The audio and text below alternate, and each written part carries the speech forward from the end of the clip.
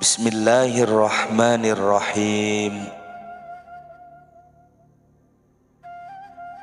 Jadikanlah hidup setelah mati itu sebagai uang modal kamu, dan hidup di dunia ini sebagai keuntungannya.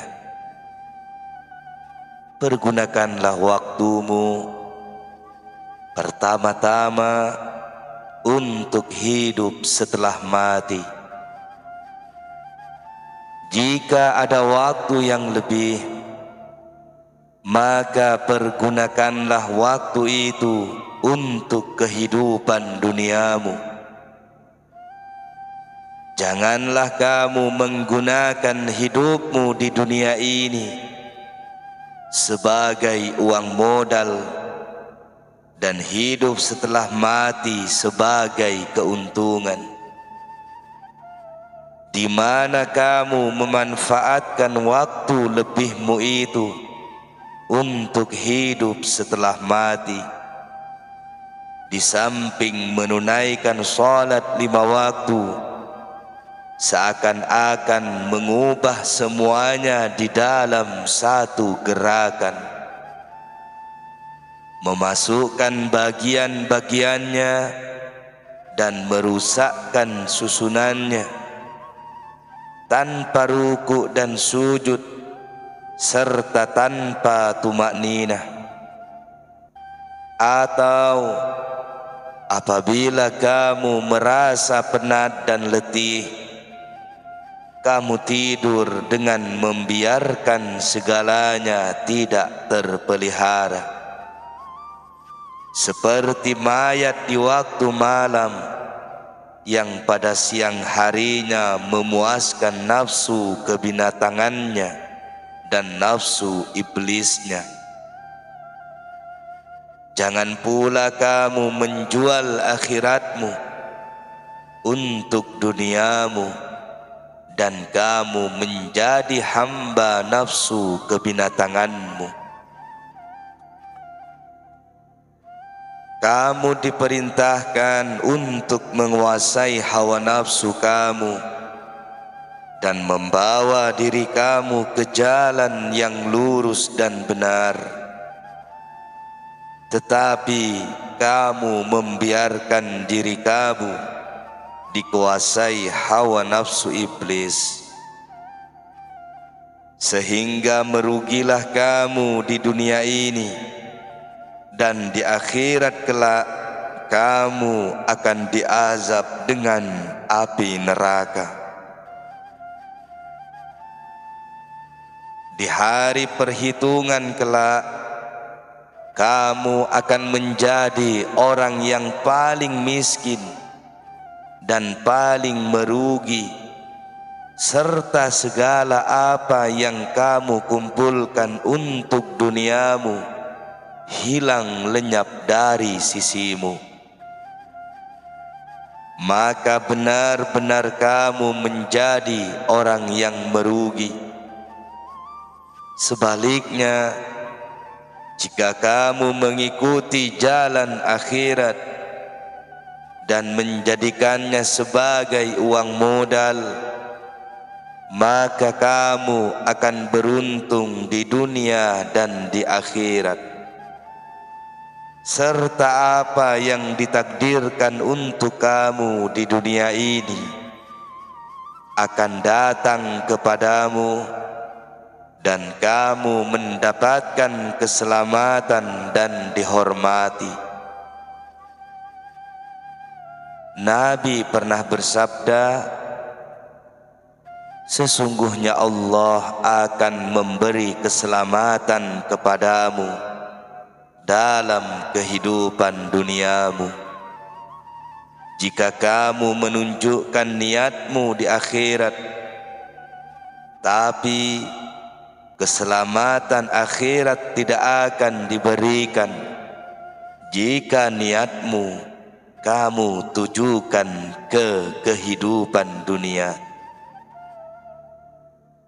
Niat yang ditujukan ke akhirat itu adalah ketaatan kepada Tuhan karena niat itu ialah jiwa ibadah. Oleh karena itu, apabila kamu taat kepada Allah dan mengharapkan akhirat, maka kamu akan menjadi orang yang dipilih oleh Allah dan masuk ke dalam golongan orang-orang yang taat dan cinta kepada Allah, serta kehidupan akhirat akan kamu dapati, yaitu surga dan kedekatan kepada Allah. Kemudian dunia ini akan mengabdi kepadamu, dan segala sesuatu yang telah ditentukan untuk kamu pasti akan kamu terima sepenuhnya, karena segala sesuatu itu tunduk kepada Allah yang maha menguasai segalanya. Jika kamu terlena dan tenggelam di dalam kehidupan dunia dan tidak lagi mau memperhatikan kehidupan akhiratmu, maka Tuhan akan murka kepada kamu. Kamu tidak akan mendapatkan akhirat dan dunia tidak akan takluk kepadamu. Kamu merasakan kesulitan di dalam mendapatkan bagian-bagian yang telah ditentukan untukmu, karena Allah murka kepadamu. Sedangkan semua yang tersebut itu sebenarnya adalah kepunyaan Allah belaka. Barang siapa mendurhakai Allah, maka Allah akan menghinakannya. Nabi Muhammad sallallahu alaihi wasallam bersabda, dunia dan akhirat itu bagaikan sepasang suami istri. Jika kamu melayani salah seorang saja di antara keduanya, maka yang lainnya akan marah kepadamu. Allah Subhanahu wa ta'ala berfirman, di antara kamu ada orang yang menghendaki dunia, dan di antara kamu ada yang menghendaki akhirat.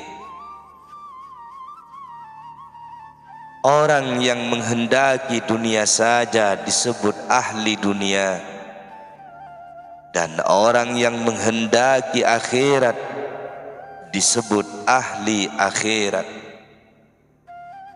Perhatikanlah diri kamu, termasuk golongan manakah kamu dalam dunia ini? Ke dalam golongan manakah di antara dua ahli itu kamu ingin termasuk?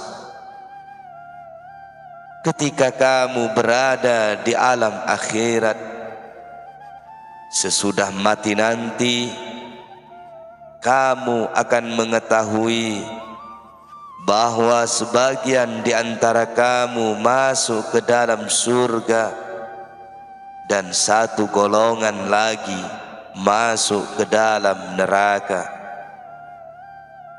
Dan ada satu golongan manusia lagi, yaitu yang tetap tinggal di tempatnya sambil menjalani perhitungan dan pembicaraan. Satu hari di sana, menurut firman Tuhan, seperti 15 tahun di dunia. Ada pula satu golongan manusia yang duduk di tempat makan sambil makan makanan yang enak-enak, buah-buahan, manis-manisan yang lebih putih daripada es, sebagaimana diriwayatkan di dalam hadis. Mereka akan melihat tempat tinggal mereka di surga. Apabila Allah telah selesai menanyai manusia, mereka akan memasuki surga itu. Mereka akan pergi menuju tempat tinggal mereka, seperti halnya orang-orang di dunia ini menuju tempat tinggal mereka. Mereka yang memasuki surga itu adalah orang-orang yang meninggalkan dunia mereka dan berusaha mencapai kebahagiaan akhirat dan Allah. Sedangkan orang-orang yang malang adalah mereka yang tidak langsung menghiraukan akhirat dan yang menghabiskan masa hidupnya di dunia dengan hal-hal keduniaan saja serta bimbang dengannya. Mereka melupakan hari perhitungan mereka di hadapan Allah, dan mereka tidak mau memperdulikan Al-Quran dan sabda-sabda Nabi. Perhatikanlah dan kasihanilah diri kamu, serta pilihlah golongan yang lebih baik di antara kedua golongan tersebut. Hindarkanlah diri kamu dari persahabatan dan pergaulan dengan orang-orang jahat atau setan. Ikutilah Al-Quran dan Sunnah Nabi. Perhatikan, pikirkan, dan amalkanlah keduanya. Janganlah kamu terpengaruh oleh kata-kata kosong dan ketamakan. Firman Allah Subhanahu wa ta'ala,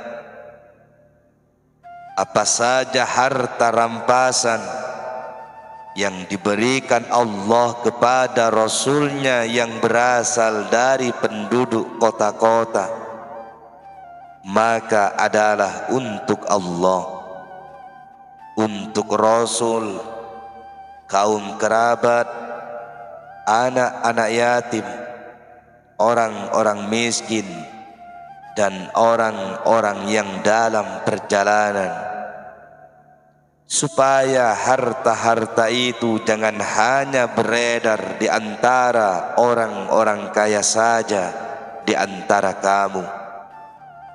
Apa yang diberikan Rasul kepadamu, maka terimalah dia, dan apa yang dilarangnya bagimu, maka tinggalkanlah, dan bertakwalah kepada Allah.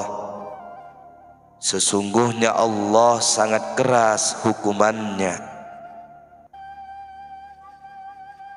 Janganlah kamu menentang Nabi, dan jangan pula kamu mengubah peraturan dengan berpura-pura pandai, baik dalam perbuatan kamu maupun di dalam beribadah. Allah berfirman, kemudian kami iringi di belakang mereka dengan Rasul-Rasul kami, dan kami iringi pula dengan Isa putra Maryam, dan kami berikan kepadanya Injil, dan kami jadikan dalam hati orang-orang yang mengikutinya rasa santun dan kasih sayang. Dan mereka mengada-adakan rahbaniyah, padahal kami tidak mewajibkannya kepada mereka, tetapi mereka sendirilah yang mengada-adakannya untuk mencari keridhaan Allah. Lalu mereka tidak memeliharanya dengan pemeliharaan yang semestinya, maka kami berikan kepada orang-orang yang beriman di antara mereka pahalanya, dan banyak di antara mereka orang-orang fasik. Allah telah membersihkan nabinya dan menjauhkannya dari yang batil. Firman Allah Subhanahu wa ta'ala, dan tiadalah yang diucapkannya itu Al-Quran menurut kemauan hawa nafsunya. Ucapannya itu tiada lain, hanyalah wahyu yang diwahyukan kepadanya. Dengan kata lain, firman ini bermaksud apa saja yang dibawanya kepada kamu adalah dari Allah dan bukannya dari dirinya atau hawa nafsunya. Oleh karena itu, ikutilah dia. Firman Allah lagi, pada hari ketiga, tiap-tiap diri mendapati segala kebajikan dihadapkan ke hadapannya. Begitu juga kejahatan yang telah dikerjakannya. Ia ingin kalau kiranya antara ia dengan hari itu ada masa yang jauh, dan Allah memperingatkan kamu terhadap diri siksanya, dan Allah sangat penyayang kepada hamba-hambanya. Jalan untuk menempuh kasih sayangnya itu adalah mematuhi sabda-sabda dan perbuatan Nabi Muhammad sallallahu alaihi wasallam bersabda, berusaha itu adalah jalanku, dan tawakal kepada Allah itu adalah keadaanku. Oleh karena itu, kamu harus berada di antara perbuatan dan keadaannya. Jika iman kamu lemah, maka hendaklah kamu berusaha, dan ini adalah perbuatannya. Dan jika iman kamu kuat, maka pergunakanlah keadaan kamu, yaitu bertawakal kepada Allah. Allah berfirman, dan kepada Allah lah kamu patut bertawakal. Allah juga berfirman, dan barang siapa yang bertawakal kepada Allah, niscaya Allah akan mencukupkan keperluannya. Selanjutnya Allah berfirman, dan sungguh jika kamu meninggal atau gugur, tentulah kepada Allah saja kamu dikumpulkan. Allah menyuruhmu untuk bertawakal dan berpegang teguh kepada Allah, sebagaimana Nabi pun disuruh berbuat demikian. Nabi sallallahu alaihi wasallam bersabda, barang siapa berbuat sesuatu yang bukan dari perintah kami, maka perbuatannya itu tidak akan diterima. Hal ini mencakup kehidupan, perbuatan, dan perkataan. Kita tidak mempunyai nabi lagi, selain beliau yang harus kita ikuti, dan tidak ada kitab selain Al-Quran yang harus kita patuhi. Oleh karena itu, janganlah kamu melanggar keduanya. Jika tidak, maka kamu akan mendapatkan kehancuran, dan kamu akan dipimpin oleh hawa nafsu kebinatangan dan iblis yang membawa ke jalan yang sesat.